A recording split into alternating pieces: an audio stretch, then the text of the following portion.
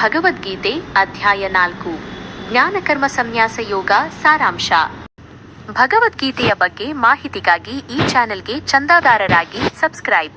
ಭಗವದ್ಗೀತೆ ಅಧ್ಯಾಯ 4 ಜ್ಞಾನಕರ್ಮ ಸಂನ್ಯಾಸ ಯೋಗ ಸಾರಾಂಶ. ಭಗವದ್ಗೀತೆಯ 4ನೇ ಅಧ್ಯಾಯವಾದ ಜ್ಞಾನಕರ್ಮ ಸಂನ್ಯಾಸ ಯೋಗ, ಜ್ಞಾನ, ಕರ್ಮ ಮತ್ತು ತ್ಯಾಗದ ಯೋಗ. ಶ್ರೀಕೃಷ್ಣನು ಜ್ಞಾನದ ಮಹತ್ವ, ಕರ್ಮದ ಸ್ವರೂಪ ಮತ್ತು ಈ ಕರ್ಮವನ್ನು ಜ್ಞಾನದ ಮೂಲಕ ಹೇಗೆ ನಿರ್ವಹಿಸಬೇಕು ಎಂಬುದನ್ನು ಅರ್ಜುನನಿಗೆ ವಿವರಿಸುತ್ತಾನೆ. ಇದು ಹಿಂದಿನ ಅಧ್ಯಾಯಗಳಲ್ಲಿ ಪ್ರಾರಂಭವಾದ ಕರ್ಮಯೋಗದ ವಿಷಯವನ್ನು ಮತ್ತಷ್ಟು ಆಳಗೊಳಿಸುತ್ತದೆ. ಪ್ರಮುಖ ಅಂಶಗಳು: 1. ಭಗವಂತನ ಅವತಾರ ಮತ್ತು ಕರ್ಮಗಳ ರಹಸ್ಯ. ಶ್ಲೋಕ 1-15. ಕೃಷ್ಣನು ತಾನು ಈ ಜ್ಞಾನವನ್ನು ಹಿಂದೆ ವಿವಸ್ವತ ಸೂರ್ಯ ದೇವನಿಗೆ ನೀಡಿದ್ದಾಗಿ ಹೇಳುವ ಮೂಲಕ ಜ್ಞಾನದ ಸನಾತನ ಪರಂಪರೆಯನ್ನು ವಿವರಿಸುತ್ತಾನೆ. ಧರ್ಮದ ರಕ್ಷಣೆ ಮತ್ತು ಅಧರ್ಮದ ನಾಶಕ್ಕಾಗಿ ಯುಗಯುಗಾಂತರಗಳಲ್ಲಿ ತಾನು ಅವತಾರ ಎತ್ತಿ ಬರುವುದಾಗಿ ಸ್ಪಷ್ಟಪಡಿಸುತ್ತಾನೆ. ಕರ್ಮದ ರಹಸ್ಯವನ್ನು ಕರ್ಮದಲ್ಲಿ ಅಕರ್ಮ, ಅಕರ್ಮದಲ್ಲಿ ಕರ್ಮ ವಿವರಿಸುತ್ತಾ ಯಾವ ಕರ್ಮಗಳು ಬಂಧಿಸುವುದಿಲ್ಲ ಎಂಬುದನ್ನು ತಿಳಿಸುತ್ತಾನೆ. ಜ್ಞಾನಿಯಾದವನು ಕರ್ಮವನ್ನು ಮಾಡಿದರೂ ಅದರಿಂದ ಬಂಧಿತನಾಗುವುದಿಲ್ಲ. 2. ವಿವಿಧ ರೀತಿಯ ಯಜ್ಞಗಳು. ಶ್ಲೋಕ 16-32.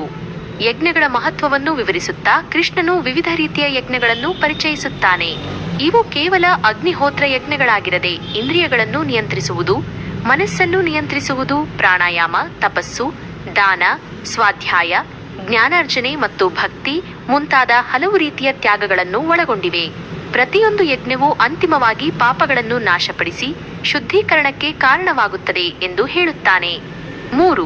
ಜ್ಞಾನದ ಪರಮಶ್ರೇಷ್ಠತೆ. ಶ್ಲೋಕ 33-38. ಕೃಷ್ಣನು ಜ್ಞಾನಯಜ್ಞವು ಎಲ್ಲಾ ದ್ರವ್ಯಮಯ ಯಜ್ಞಗಳಿಗಿಂತಲೂ ಶ್ರೇಷ್ಠವಾದುದು ಎಂದು ಘೋಷಿಸುತ್ತಾನೆ, ಏಕೆಂದರೆ ಎಲ್ಲಾ ಕರ್ಮಗಳು ಅಂತಿಮವಾಗಿ ಜ್ಞಾನದಲ್ಲಿಯೇ ಪರಿಪೂರ್ಣತೆಯನ್ನು ಪಡೆಯುತ್ತವೆ. ಜ್ಞಾನವನ್ನು ದೋಣಿ, ಜ್ಞಾನಪ್ಲವ ಮತ್ತು ಬೆಂಕಿ, ಜ್ಞಾನಾಗ್ನಿಗೆ ಹೋಲಿಸುತ್ತಾನೆ.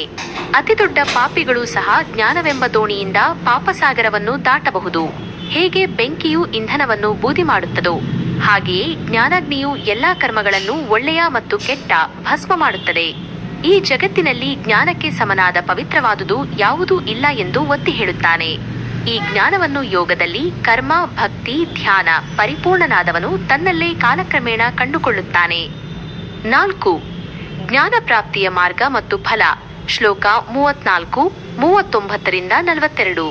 ಜ್ಞಾನವನ್ನು ಪಡೆಯಲು ಸದ್ಗುರುವಿನ ಅವಶ್ಯಕತೆಯನ್ನು ವಿವರಿಸುತ್ತಾನೆ. ಗುರುವನ್ನು ವಿನಯದಿಂದ ಪ್ರಣಿಪಾತ, ಪ್ರಶ್ನೆಗಳನ್ನು ಕೇಳುವುದರಿಂದ ಪರಿಪ್ರಶ್ನ ಮತ್ತು ಸೇವೆ ಸಲ್ಲಿಸುವುದರಿಂದ ಸೇವಾ ಸಂಪರ್ಕಿಸಬೇಕು. ಶ್ರದ್ಧೆಯುಳ್ಳವನು, ಜ್ಞಾನದಲ್ಲಿ ತತ್ಪರನಾದವನು ಮತ್ತು ಇಂದ್ರಿಯಗಳನ್ನು ನಿಯಂತ್ರಿಸಿದವನು ಜ್ಞಾನವನ್ನು ಪಡೆಯುತ್ತಾನೆ.